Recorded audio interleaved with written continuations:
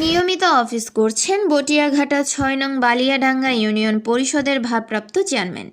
নিজস্ব প্রতিবেদক। নিয়মিত অফিস করছেন বটিয়াঘাটা ৬ নং বালিয়াডাঙ্গা ইউনিয়ন পরিষদের ভারপ্রাপ্ত চেয়ারম্যান, বালিয়াডাঙ্গা ইউনিয়ন বিএনপির সভাপতি জনাব সেলিম রেজা হাওলাদার। পরিষদের নিয়মিত কার্যক্রমের অংশ হিসেবে আজ ২৯ জানুয়ারি আদালত পরিচালনা করেন।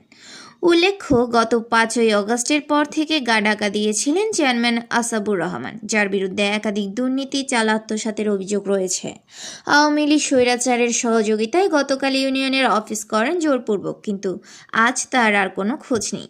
এমত অবস্থায় ভারপ্রাপ্ত চেয়ারম্যান সেলিম রেজা হাওলাদার অফিস করেন এবং তিনি বলেন, সঠিক কাগজপত্র দাখিল করতে পারলে তিনি সরে যাবেন, কারণ এক অফিসে দুইজন চেয়ারম্যান দায়িত্ব পালন করতে পারে না। এ সময় উপস্থিত ছিলেন প্যানেল চেয়ারম্যান ২ বোরহানুদ্দিন ফকির, মেম্বার কামরুল ইসলাম, আমানত খান, মিরাজুল ইসলাম, নুরুন্নাহার বেগম, খলিলুর রহমান ও এলাকার শত শত জনগণ।